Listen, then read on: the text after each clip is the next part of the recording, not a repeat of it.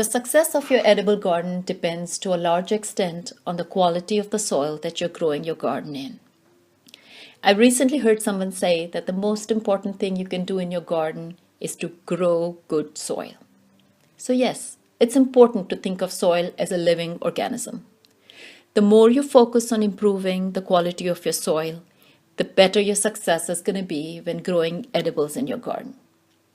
Without going into a great amount of depth, I would like to point out the soil is mainly composed of four things.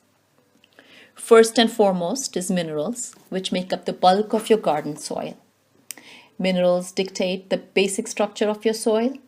It's a mixture of sand, silt, and clay in varying proportions, depending on where on this planet you're growing your garden. The second ingredient that makes up your garden soil is organic material. I like to think of organic material as that which was once living.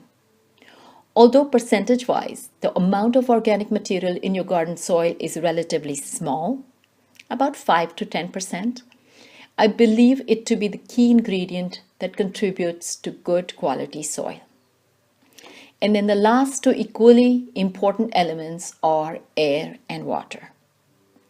Good soil has these four elements: minerals, organic material, air, and water in balance. Good healthy soil also has a fair amount of soil organisms in it.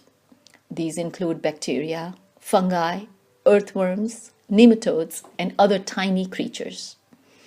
These are essential to growing healthy plants, as these soil organisms convert the organic material available in the soil to nutrients that the plants can use for its growth.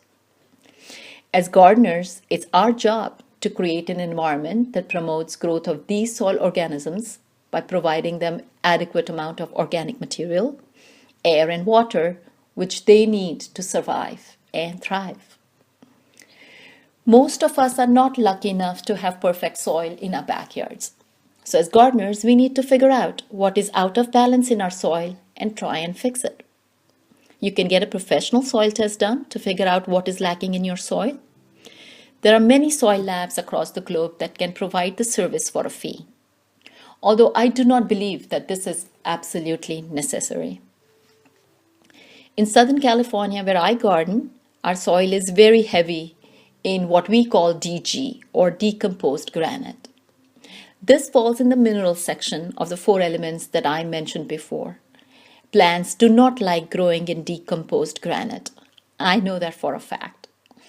So in order to bring balance to the soil in my garden, I amend it by adding a lot of organic material.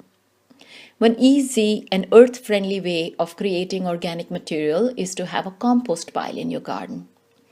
I'll talk about how easy it is to convert your kitchen scraps and garden waste into organic material in another segment.